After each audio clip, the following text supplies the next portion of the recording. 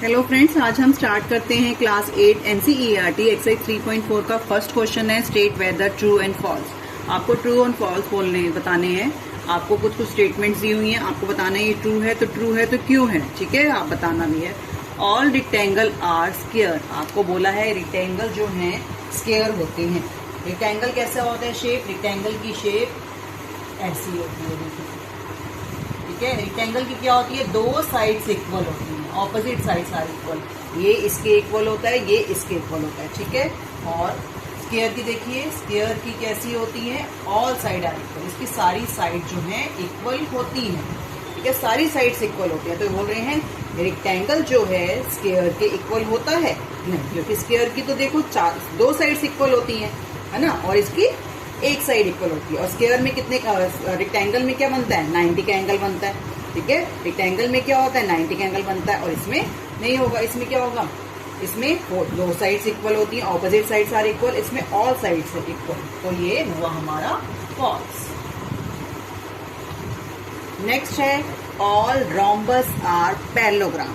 Rhombus की shape कैसी होती है, देखिए रोम्बस होता है हमारा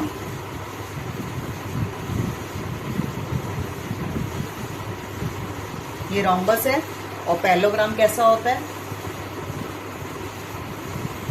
ये पैरेललोग्राम। पैरेललोग्राम में क्या होता है, इसमें सारे ऑपोजिट एंगल्स और ऑपोजिट साइड्स आर इक्वल। इसमें एंगल्स इक्वल होते हैं, ऑपोजिट एंगल इक्वल होते हैं, ऑपोजिट साइड इक्वल होती है, साइड इक्वल, एंगल इक्वल, ठीक है। और इसमें क्या होता है, इसमें भी साइड इक्वल होती है, इसमें भी साइड इक्वल है, ऑपोजिट एंगल इक्वल है, एंगल भी इक्वल होंगे, साइड्स भी इक्वल होगी, ठीक है। तो इसका मतलब कि इसमें जो है प्रॉपर्टी, जो आपकी रोम्बस की प्रॉपर्टी है वो पैरेललोग्राम की प्रॉपर्टी में सेम फॉलो होती है। तो ये हुआ हमारा ट्रू। दोबारा बताती हूँ, रेक्टेंगल जो है स्क्वायर जो होते हैं, रेक्टेंगल जो होते हैं वो स्क्वायर नहीं होते, क्योंकि स्क्वायर की रेक्टेंगल की दो साइड्स इक्वल होती हैं, रेक्टेंगल और स्क्वायर की सारी साइड्स इक्वल होती हैं। और रोम्बस में क्या होते हैं, all angles are equal, all sides are equal, और ऑल जो है एंगल्स इक्वल, साइड्स इक्वल। इसकी क्या होते हैं, यही सेम है, इसमें भी एंगल्स इक्वल होते हैं और साइड्स इक्वल होते हैं। तो ये हमारा हुआ ट्रू। अब इसका थर्ड है, आपको ट्रू फॉल्स बताना है। All square are rhombuses and also rectangle. All square जो होती है, देखिए स्क्वायर कैसी शेप है, स्क्वायर की शेप ऐसी हुई, ठीक है, और रोम्बस की शेप ऐसे हुई, और रेक्टेंगल की शेप कैसी हुई, ऐसे, ठीक है। तो इसमें क्या होती हैं, और इसमें क्या है, ऑल साइड्स आर इक्वल, इसमें साइड्स भी इक्वल हैं, साइड्स इक्वल, और पैरेलल भी होती हैं, ठीक है, पैरेलल भी हैं हमारी, और एंगल्स भी इक्वल हैं इसके, ठीक है, एंगल्स भी इक्वल है। इसके क्या होते हैं, इसके भी साइड्स इक्वल होती हैं, साइड्स इक्वल, इसकी भी साइड, दो साइड्स इक्वल, ये भी इक्वल, ठीक है, एंगल्स इक्वल, पैरेलल हैं। तो इसकी जो है, इसमें क्या हो रहा है, हमें बोला है स्क्वायर जो होता है रोम्बस होता है, यस। रोम्बस जो है रेक्टेंगल होता है, यस। तो साइड की जो है, दो साइड की सारी साइड्स इक्वल होती हैं, इसकी भी होती हैं, इसकी ऑल साइड इक्वल है, लेकिन दो तो इक्वल होती है ना, तो दो साइड्स जो एक पेयर बनाना, एक पेयर होना चाहिए। तो ये भी इक्वल हुआ, तो हमारी ये हो जाएगी ट्रू। आगे है all square are not parallelogram. Square जो होते हैं पैरेललोग्राम नहीं होते। स्क्वायर की शेप देखिए, स्क्वायर में क्या होता है, मैंने अभी बताया, स्क्वायर में ऑल साइड्स आर इक्वल। और पैरेललोग्राम में क्या होता है, पैरेललोग्राम में भी all sides are equal, all sides are equal होती हैं, पैरेलल होती हैं। तो ये बोल रहे हैं कि स्क्वायर पैरेललोग्राम नहीं होते, तो स्क्वायर पैरेललोग्राम होते हैं, उसकी प्रॉपर्टी सेम इस पे फॉलो होती है। तो इसमें लिख रहे हैं नॉट, तो ये हो गया हमारा फॉल्स। अब करते हैं इसका ई पार्ट है फर्स्ट का, ऑल काइट आर रोम्बसिस। देखिए काइट की शेप कैसी होती है, काइट जो होती है हमारी होती है, उसमें काइट में जो है हमारी दे रखी है फिगर। अब इसमें है काइट की शेप देखिए कैसी होती है। काइट क्या होती है, ऊपर से ऐसी होती है, नीचे से ऐसी शेप होती है। और रोम्बस की क्या होती है, रोम्बस की सारी साइड्स इक्वल होती है, ठीक है।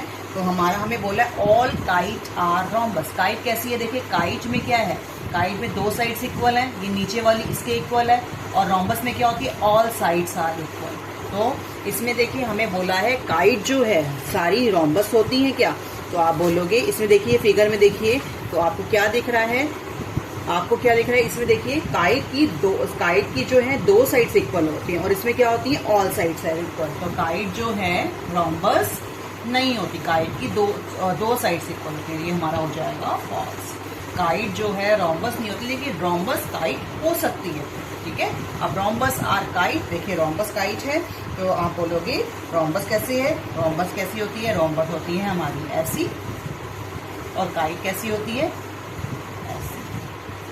तो रोम्बस की ऐसी होती है, रोम्बस की सारी साइड्स इक्वल होती हैं, तो इसकी सारी साइड्स इक्वल तो नहीं है ना, तो ठीक है नहीं है, लेकिन रोम्बस को काइट बोल सकते हैं, लेकिन काइट को रोम्बस नहीं बोल सकते क्योंकि रोम्बस की ऑल साइड्स इक्वल होती हैं और रोम्बस जो है इसकी आमने सामने वाली बराबर होती हैं और ये जो है इसकी आमने सामने वाली भी तो बराबर है ना, आमने सामने वाली बराबर है रोम्बस की, इसकी भी आमने सामने बराबर है, तो हम इसको क्या बोल सकते हैं ट्रू। तो ये हमारा हो जाएगा ट्रू। ये रोम्बस को हम काइट बोल सकते हैं लेकिन काइट को रोम्बस नहीं बोल सकते। अब अगला करते हैं जी पार्ट। अब करते हैं इसका G part. All parallelogram are trapezium. जो है ऑल पैरेललोग्राम क्या होती है, पैरेललोग्राम में ऑल साइड्स आर इक्वल और ट्रेपेजियम का क्या होता है, देखिए ट्रेपेजियम की शेप ऐसी होती है, इसमें क्या होती है ट्रेपेजियम की शेप का क्या है, इसमें all sides two sides are equal, इसकी दो साइड्स इक्वल होती हैं लेकिन इसमें एक पेयर होना चाहिए। देखिए एक पेयर जो है एक साइड पैरेलल होनी चाहिए, एक साइड पैरेलल तो है ना इसमें, पैरेललोग्राम और ट्रेपेजियम में एक साइड तो पैरेलल है, तो एक साइड पैरेलल होना ही जो है उसको हम पैरेललोग्राम को ट्रेपेजियम बोल सकते हैं, तो ये हमारा हो जाएगा ट्रू। नेक्स्ट है लास्ट इसका, all square are trapezium. Square जो होती है, स्क्वायर की शेप कैसी होती है, देखिए स्क्वायर की शेप ऐसी है और ट्रेपेजियम की शेप कैसी है, दिस इज ट्रेपेजियम। तो ट्रेपेजियम में इसकी साइड्स क्या होंगी, इसकी जो है ऑल साइड्स आर इक्वल, इसकी जो है इसमें दो साइड्स आर इक्वल तो होती हैं लेकिन वन पेयर होना जरूरी होता है, वन पेयर होना जरूरी है, इसलिए जो है हम इसको ट्रू बोलेंगे।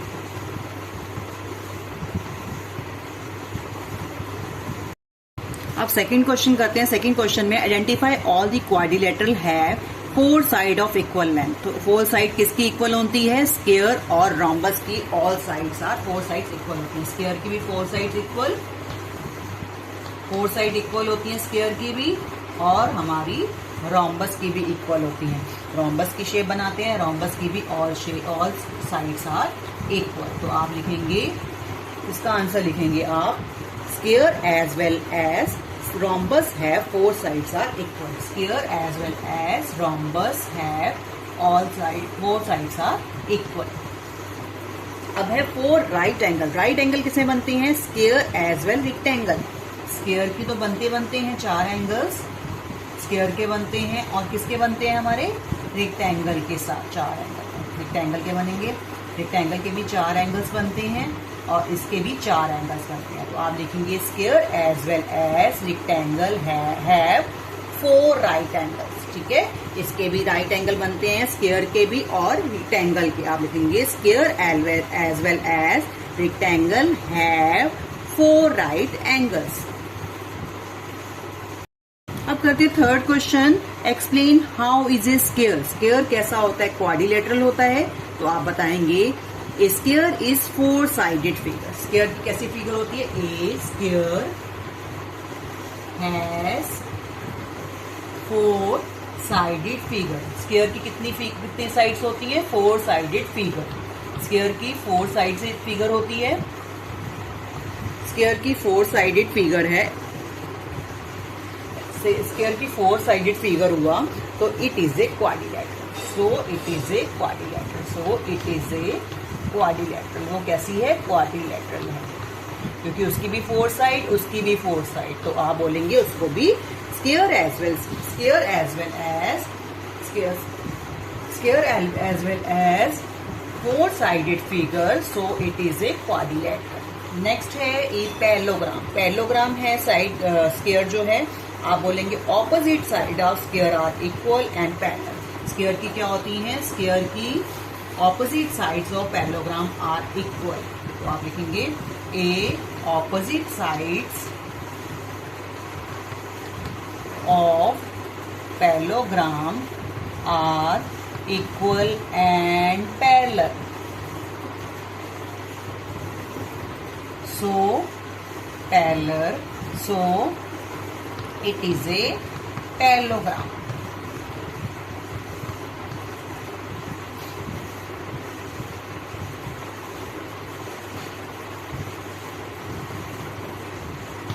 दोबारा बताते हैं, क्वाड्रिलेटर का होगा square has 4 sided figure, so it is a quadrilateral. और पैरेललोग्राम का बोलोगे, पैरेललोग्राम का एक opposite sides are parallelogram, opposite side इसकी पैरेललोग्राम होती हैं, so it is a parallelogram, so it is a parallelogram. अब आगे दिया हुआ है ए रोम्बस। रोम्बस में क्या होता है, all sides are square are equal, so it is a rhombus. क्योंकि स्क्वायर की ऑल साइड्स आर इक्वल होती है, रोम्बस की भी ऑल साइड्स आर इक्वल होती है, तो लिखेंगे square all sides are equal,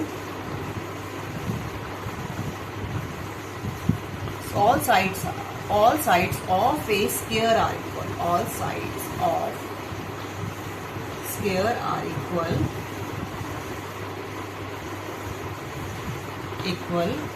so it is a rhombus। तो वो rhombus है, क्योंकि स्क्वायर की क्या होती है, स्क्वायर की भी ऑल साइड्स इक्वल होती हैं और रोम्बस की भी ऑल साइड इक्वल होती हैं। रेक्टेंगल को आप स्क्वायर कैसे बोलेंगे, क्योंकि इसके क्या होते हैं, सारे एंगल जो है राइट एंगल होते हैं। रेक्टेंगल के सारे जो हैं वो राइट एंगल बनाते हैं और स्क्वायर के बनाते हैं, तो स्क्वायर का भी लिख सकते हैं। ईच एंगल आप लिख सकते हैं, each angle of A square is a right angle,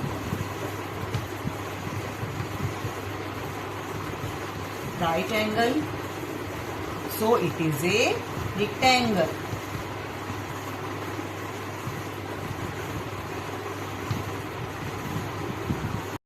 अब करते हैं फोर्थ पार्ट है, name the quadrilateral whose diagonal. इसके डायगोनल कैसे होते हैं क्वाड्रिलेटरल के, जिसके से उसके से सेम किस किस के होते हैं, तो आप बाइसेक्ट ईच अदर किसके होते हैं, आप पैरेललोग्राम बोल देंगे,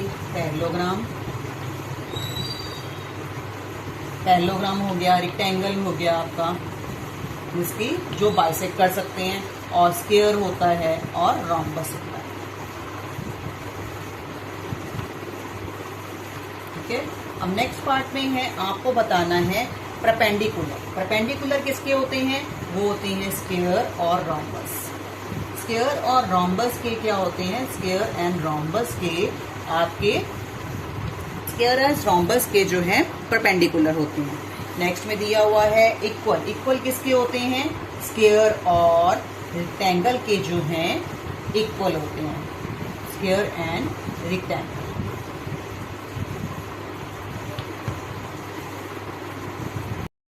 अब करते हैं क्वेश्चन नंबर 5 है, explain why is rectangle is a convex quadrilateral. Convex क्यों बोलते हैं, रेक्टेंगल को कन्वेक्स क्यों बोलते हैं, क्योंकि all the angles have measures less than 180। Convex का क्या होता है, और रेक्टेंगल दोनों जो है 180 से कम होते हैं। वो diagonal lie in the interior of the angle, rectangle और रेक्टेंगल के अंदर जो है वो लाई करते हैं, इसलिए जो है वो कन्वेक्स क्वाड्रिलेटरल है। तो आप दो रीजन बता सकते हैं, पहला तो वो लेस देन 180 होते हैं, और जो है उसके अंदर वाले एंगल्स जो होते हैं अंदर, उसके डायगोनल अंदर की तरफ लाई करते हैं, तो वो कन्वेक्स क्वाड्रिलेटरल होता है। अब करते हैं question number 6, ABC is a right angle triangle at and O is a midpoint of the side of the opposite side of right angle. Explain why O is a quadristant from ABC। तो आपको बताना है, देखिए इसमें क्या किया, question में बोला हुआ है ABC राइट एंगल है और उस पर डॉटेड लाइन डाले हुए हैं, तो आप इसको क्या प्रूव कर सकते हैं, तो आप लिखेंगे ABCD is a parallelogram, ABCD is a parallelogram, ABCD is a parallelogram and ABC is a 90 है। ABC कितने का बना रहा है, 90 का, क्योंकि स्ट्रेट खड़ा हुआ है, ठीक है, तो ABCD is a रेक्टेंगल भी हो सकता है, हम ABCD को रेक्टेंगल ही बोल सकते हैं, ठीक है। पहले तो वो राइट एंगल बना रहा था, उसके बाद क्या कर रहा है, वो एक रेक्टेंगल की शेप भी है, तो आप लिख सकते हैं ABCD is a रेक्टेंगल। तो यहाँ पे डायगोनल बनाए हैं, तो इसका ये आपने बता देना है, सिर्फ ये ABC is a parallelogram, ABC 90 का एंगल बना रहा है और ABCD is a also rectangle.